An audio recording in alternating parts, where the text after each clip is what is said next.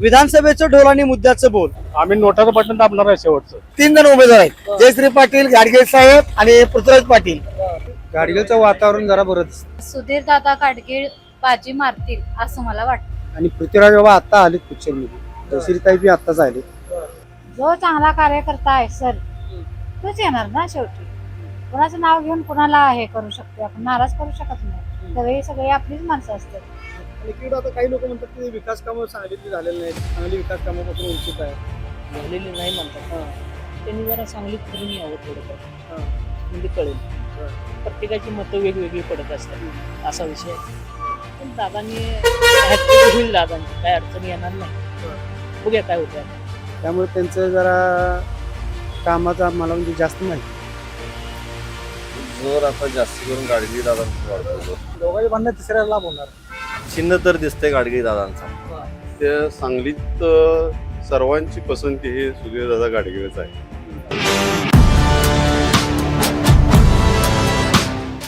Spacious, luxurious, सगळं मिळेल अगदी मनासारखं.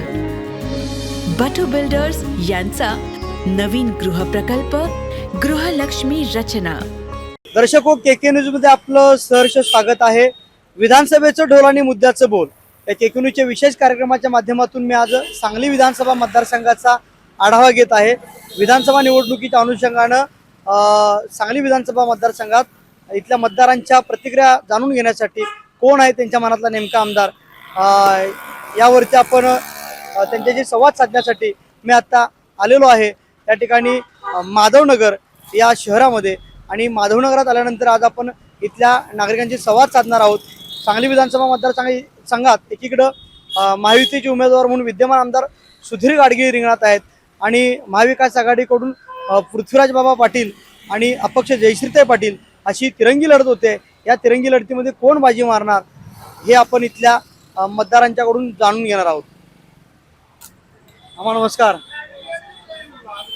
आता या सांगली शहरामध्ये विधानसभेच्या निवडणुकीच्या अनुषंगाने एकत्रित वातावरण कसं, राजकीय परिस्थिती कशा पद्धतीची आहे? काय आता गाडगेळ जरा बरा वाटतो. गाडगेचं वातावरण जरा बरं दिसतं. त्याची कामं पण चांगली केली आणि तो तसा म्हणजे असं त्याचं कुठलंही काम म्हणजे असं वाईट कामच कुठलं नाही. आणि तो स्वतः एकदम चांगला माणूस आहे आणि समाजामध्ये समाजकार्य करणारे बी आहे.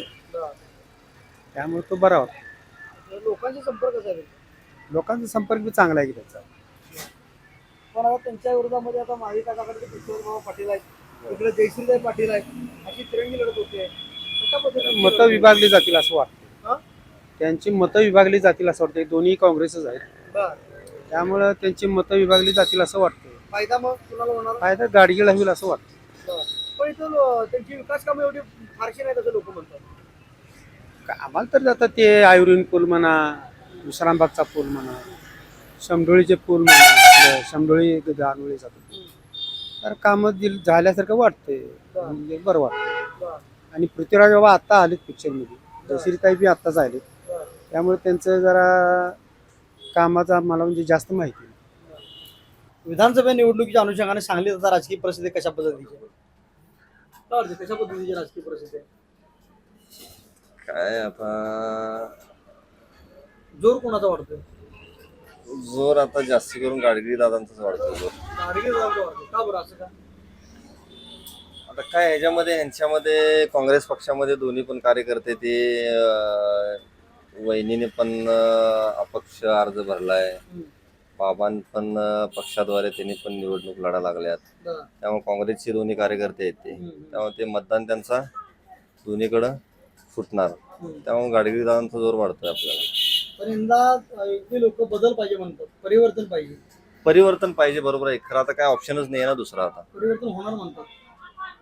होईल पण काय सांगता येत नाही. आता पुढे बघूया कोण येईल त्याच्यावर डिपेंड.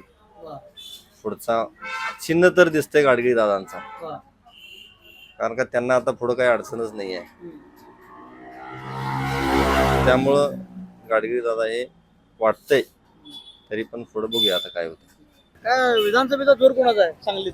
चांगली अजून तरी काय आता वातावरण नुसतं उभारल्यात पण अजून तरी हालचाल काही नाही प्रचार चालू झाला की प्रचार नाही झाला तरी मी अजून मी बाजारातच बोलतोय पण इतके येतं म्हणजे कसं प्रचार असं सांगू शकत नाही कोणा अजून तर हालचाल कोणाला दिसते का तुम्हाला गाड्या बिड्या कुठं लावलेल्या नाही नुसतं त्यांच्या कार्यकर्त्यालाच माहिती अजूनपर्यंत कोणाला पोहोचवलं नाही तरी हवा कोणाची आहे? हवा तसं सांगू शकत नाही कारण का 3 जण उमेदवार आहेत जयश्री पाटील गाडगे साहेब आणि पृथ्वीराज पाटील त्यामुळे कसं आहे अजून अंदाज कुणाचा नाही पारडं कोणाचं जड आहे? पाहणं तसं काय सांगू शकत नाही जर कुणाचं कारण का आता जसं लोक बाहेर पडतात तसं करणार एक कुठल्या उमेदवाराचा वार आहे? वारं आता सध्या शिवाजी पप्पू डोंगरेंचं होतं पण त्यांनी माघार घेतली आता आम्हाला जरा वाईट वाटायला लागले पण आता आम्ही कुणाला सपोर्ट करायचं हे आता मामा सांगतील त्यांनाच करू हा. कारण की त्यांच्या शब्दांच्या पुढे नाही आम्ही कुणाला सांगतील मामा सपोर्ट करायला? मामा सांगतील त्यांनीच मामा दगड जरी मामाने उभा केला तरी मामा सांगत त्यालाच उभा आता जे उमेदवार रिंगणात आहेत त्यांच्यापैकी काय कोणाचं पारडं जड आहे? त्यांच्यापैकी आता आम्हाला तसं मग गाडगेळच आहे दुसरं कोण नाहीये महाविकास आघाडीचे पृथ्वीराज बाबा आहेत जयश्रीचा पाटील होता अपक्ष नाही आहेत. आपण त्यांनी पण चांगले आहेत पण आता मामा बीजेपीत असल्यामुळे आम्ही मामा सांगतील तसंच बरं. मामा काय बीजेपीच्या उमेदवाराला करणार का सपोर्ट? करणार की मामा सांगितलं विकास कामं झाली का सगळी सांगितली? झालेत की 100% झाले बरं. विद्यमान आमदारांच्या बद्दल काय सांगाल? काय नाही त्यांच्याबद्दल काय नाही सांगू बरं. मग मतदारसंघ हा तुमचा ना? अजून सांगली. जोर कोणाचाही काही सांगता येणार नाही हा. आता प्रचाराला सुरुवात झाली बरं. बघूया पुढे काय होतंय तरी काय वारं कुणाच सांगते? तसं काही आता काही सुद्धा सांगता येणार नाही तिघांची पण पूर्ण हे आहे विकास कामं सगळी झाली का भागात? विकास कामं तशी बऱ्यापैकी झाली बरं. मग आमच्या इकडे तर झालेली झाले दादांच्या माध्यमातून झाली विद्यमान आमदार बरं. काय होत मग परत विद्यमान आमदार हॅट्रिक मारणार काय परिवर्तन होणार? बघूया आता जनतेवर अवलंबून आहे कारण माझ्या मते तर त्यांना सपोर्ट करावा कुणाला? दादांना बर. कसा आहे संपर्क गाडगे- लोकांशी? संपर्क चांगला आहे त्यांचा बर. एक नंबर आणि एकीकडे आता काही लोक म्हणतात की विकास कामं सांगलीतली झालेली नाहीत चांगली विकास कामापासून वंचित आहे. झालेले नाही म्हणतात त्यांनी जरा सांगलीत फिरून यावं थोडंफार हा. म्हणजे कळेल बर. प्रत्येकाची मतं वेगवेगळी पडत असतात असा विषय आहे. पण दादांनी हॅट्रिक होईल दादांची काय अडचणी येणार नाही बर. बघूया काय होते आता इथलं राजकीय वातावरण कशा पद्धतीचं आहे? गाडगे हा? गाडगे फिक्स आहे गाडगे फिक्स का असं का म्हणतो? दोघांची भांडणं तिसऱ्याला लाभ होणार बर.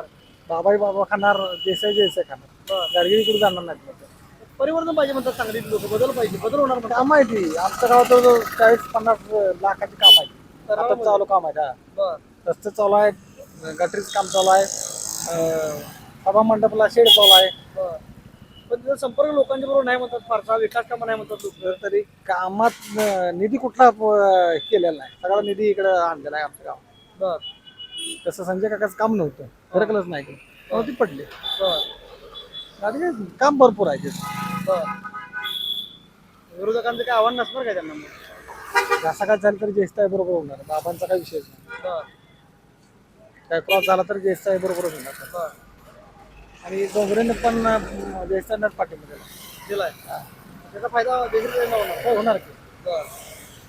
भाजपला तर त्याला तोटा होणार नाही का? नाही नाही प्युअर भाजपची मत आहेत ती भाजपलाच पडणार बर. डोंगरे इथले लोकल आणि माधवनगर मध्ये बाकी सिटी वगैरे चालतं बर. असा विषय. आता माधवनगर मध्ये एकंदरीत राजकीय वातावरण कशा पद्धतीचं आहे? कुणाचा जोर वाढतोय निवडणुकीला? तुम्ही जरा सांगा की विचार करून. मला काय नसतं आम्हाला काय सांगाल? काय सांगाल बाबा? राजकीय अजून वातावरण तापलेलं नाहीये बर. आज कशात काय तापलेलं नाही राजकारण आ? जोर जोर. जोर अजून कसं काय नाही तिन्ही पक्षाचा अजून काय जोर कुठं नाहीये अजून काल झालाय पहिली सभा मिटिंग झालेली आहे कोणाची झाली? काल जयश्रीताईची काल झाली आणि नंतर प्रतिबाबाचे परवा झाल्याने गाडीगाडी परवा झाले अजून वातावरण तापलेलं नाही आहे ह्याच्या पुढे तापल्यानंतर हे जोर अजून 1-2-4 दिवस जायला लागणार काय वाटतं जनता कोणाला संधी दिली वाटतं? जनतेचं जरा कोल आहे जरा अपक्ष जरा कोल आहे जरा बर. बर. जयश्रीताईचा जरा कोल आहे जरा जोर यात विभागणी कशी होणार मतं विभागणी जयश्रीताई आणि पृथ्वी बाबा याची दोन्ही विभागणी मतं होणार आणि नंतर गाडीगे जरा संपर्क होईल जरा फरकाचं त्या दोन्ही हिशोबानं जयश्रीताईचा नंबर लागला नाही तर गाडीगे बसल गाडगे बसला असं वाटतं. म्हणजे मतविभाजनाचा फायदा इकडे होणार. हा मताचा फायदा हे होणार बर. बर. हे दोन्ही लाभांचं कारण का पृथ्वी बाबा किती जोर धरल त्याच्यावर पटवणार होणार तिथं जोर कमी धरला तर म्हणजे जयश्रीताई ह्याच्यावर बसल आणि दोघांनी जोर धरला तर गाडी वन साईड जाईल मतदारसंघ आता गाडगे गाडगे म्हणतात. गाडग्यांचा जोर आहे काय आमच्या माणसाला जरा माघार घ्यायला लावली बीजेपी पक्ष बर. पप्पू डोंगरेचे आम्ही डोंगरे साहेबांची आम्ही माणसं आहे, त्यामुळे त्यांना चान्स द्यायला पाहिजे होता. त्यामुळे आम्ही तर काय बीजेपीला मतदान करणार नाहीये. कोण बघू अजून पुढे आहे. कोणाला पाठिंबा देतील डोंगरे? डोंगरे साहेबांचं काय त्यांच्या ह्याच्यावर आहे, पाठिंबा कोणाला देतील, पण आम्ही त्यांचे सच्चे कार्यकर्ते असल्यामुळे आम्ही तर काय त्यांना मतदान म्हणजे बीजेपीला मतदान करणार नाही. पारडं कुणा जवळ आहे आता मग? आता जड काय काँग्रेसमधले दोघं जण उभारले आहेत, त्यामुळं दोन्ही काँग्रेसची पार्टी असल्यामुळे त्यांना काय मतदान दोघांची त्यांचंच विभागणी होणार. मतदान हे गाडगे साहेबांना होणार. मग काय हे नाही, डोंगरे साहेब उभारले असते तर आमचे नक्की निवडून आले असते. बाजार काय कुणाचा जोर आहे माधवनगर मध्ये आता निवडणुकीला? मी माझा नगरचा नाहीच. कुठलं गाव? बुधगाव. उदगाव मतदारसंघ सांगलीच आहे की? होय. कुणा जोर आहे काय मतदार? समजणार आहे आम्हाला, कोणा जोर आहे कोणा? सगळे चोरच आहेत सगळे.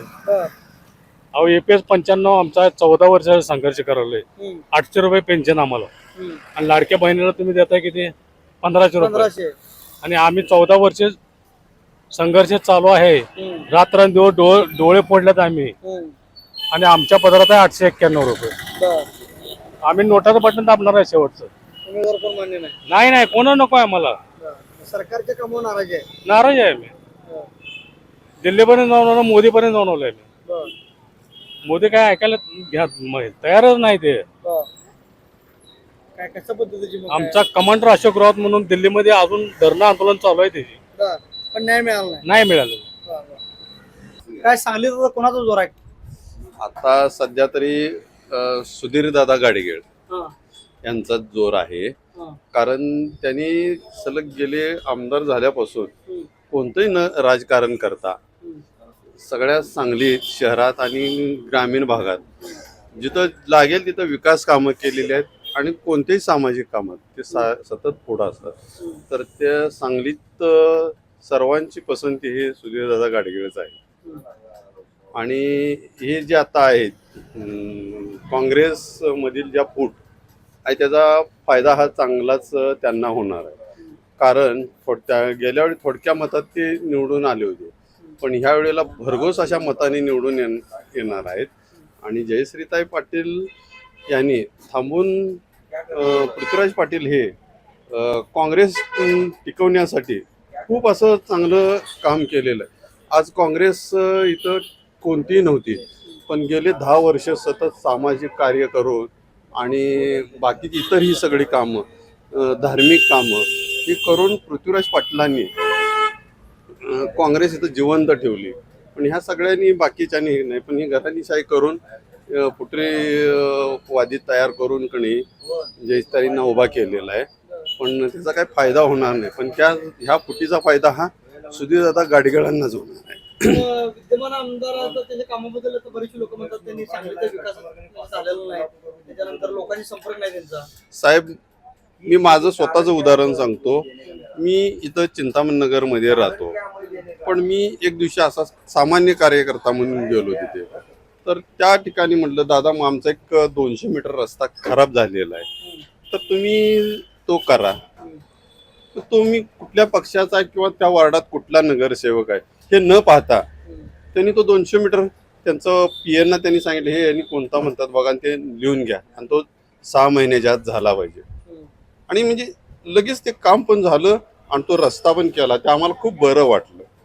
मी तसं हे नाही, पण सामान्य कार्यकर्ता गेला आणि त्याचं ऐकलं, हे त्यांचं समाजकारण आहे. राजकारण तिथं त्यांनी केलं नाही. आणि त्या भागात, मी ज्या भागात राहतो तिथं काँग्रेसचा नगरसेवक होता, तरी सुद्धा त्यांनी कुठल्या पक्षाचा आहे किंवा काय आहे ते न बघता तिथं त्यांनी आम्हाला तिथं फंडातनं रस्ता करून दिला 200 मीटर.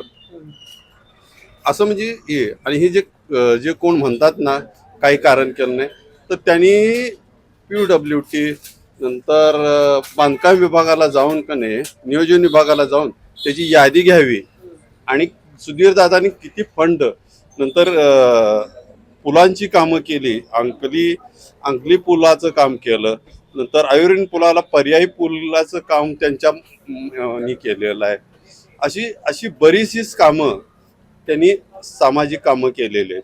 त्यांनी कुठंही राजकारण केलेलं नाही. विधानसभेच्या निवडणूक आलेल्या आहेत, राजकीय वातावरण तापायला लागले. काय वाटते सांगलीत कशी परिस्थिती आहे?